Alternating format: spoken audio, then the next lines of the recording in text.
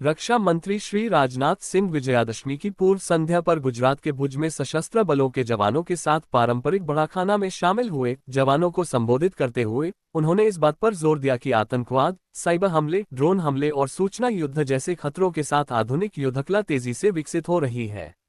उन्होंने जवानों से नई तकनीकों को अपनाने, प्रशिक्षण को प्राथमिकता देने और हर चुनौती के लिए तैयार रहने का आग्रह किया। उन्होंने इस बात पर जोर दिया कि युद्ध अनुशासन, मनोबल और निरंतर तत्परता से जीते जाते हैं। विजयादशमी की शुभकामनाएं देते हुए रक्षा मंत्री ने सशस्त्र बलों के कल्याण और आधुनिकीकरण के लिए सरकार की दृढ़ प्रतिबद्धता दोहराई।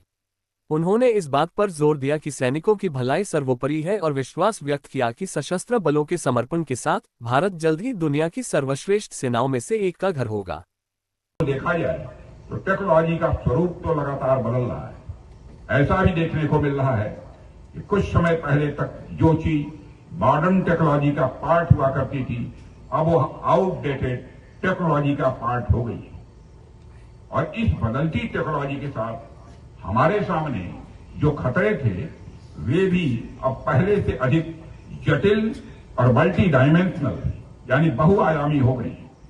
हमारे सामने न केवल ट्रेडिशनल वारफेयर की चुनौतियां हैं, बल्कि आतंकवाद, साइबर अटैक, ड्रोन अटैक और इंफॉर्मेशन वारफेयर जैसी चुनौतियां भी हैं। जाहिर सी बात है, इन चुनौतियों से निपटने के लिए हथियार ही पर्याप्त नहीं है।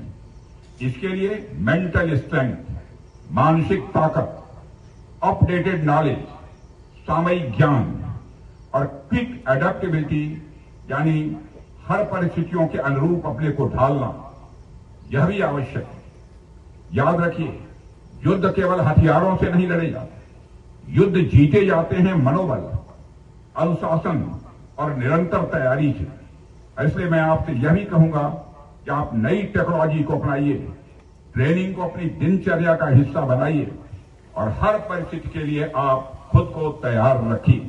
मैं जानता हूं सारे यह काम आप लोग कर रहे हैं, फिर भी रक्षा मंत्री होने के नाते मेरा दायित्व तो बनता है। साथियों, भुज और कच्छ की यह धरती सिर्फ एक भौगोलिक स्थान मात्र नहीं है, बल्कि यह धरती अपने आप में एक इमोशंस है, एक यह साहस की गाथा है।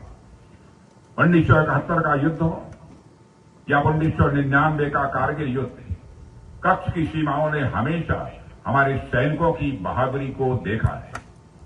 यह वह धरती है जिसने प्रकृति के प्रकोप और शत्रुओं के आक्रमण दोनों को सदियों से चुनौती दी है। इस धरती में रेत भले ही है, लेकिन उस रेत की रग रग में वीरता कूट कूट कर भरी हुई है। साथियों, इस क्षेत्र ने अनेक वीरों को जन्म दिया है। यहां के लोगों की जीवटता, उनकी कठिन परिस्थितियों में जीने की कला और उनका देशभक्तिपूर्ण जज्बा पूरे देश के लिए एक प्रेरणा का यह स्रोत है। 2001 के भीषण भूकंप ने इस क्षेत्र को कितना नुकसान पहुंचा